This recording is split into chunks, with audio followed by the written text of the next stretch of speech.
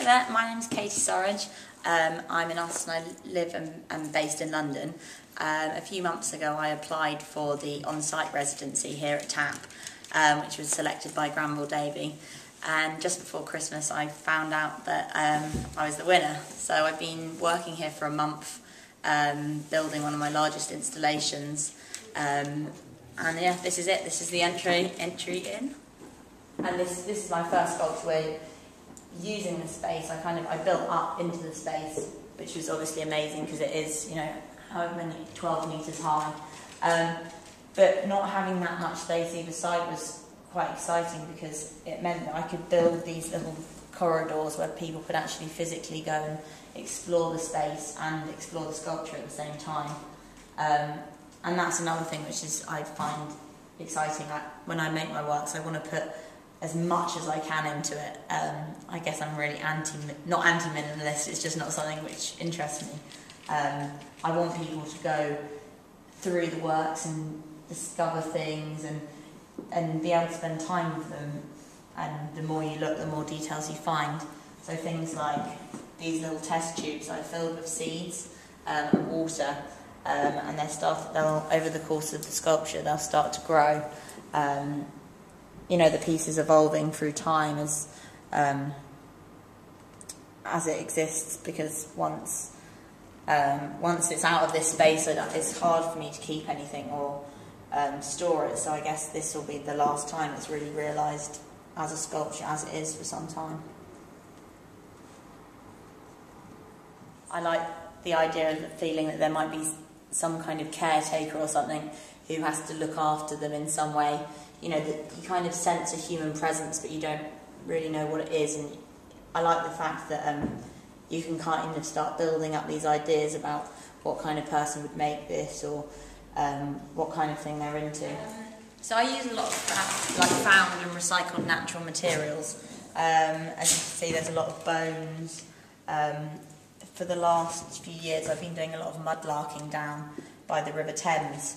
And it's amazing what kind of things you pick out. You know, like I'm getting these. This is a piece of pig's jawbone, and I'm fascinated by these objects. They're so beautiful, and they're kind of caught in this delicate moment between like being an object and like disappearing. You know, through weathering.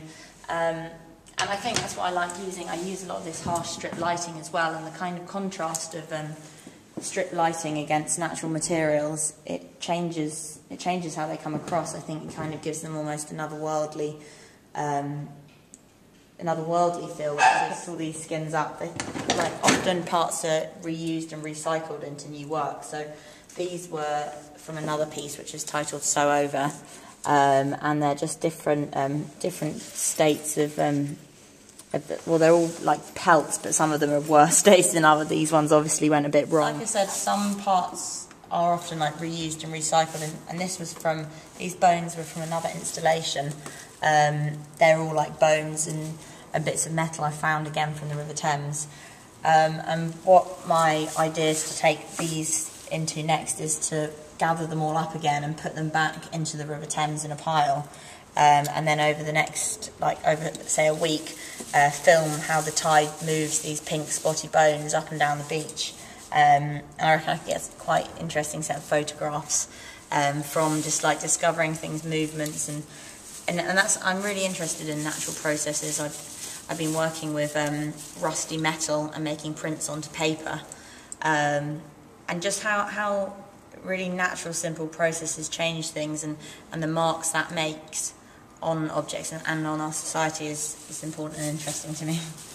With this work, I was really trying to find, trying to resolve ways of like making it not look like a sculpture just sitting in a gallery space.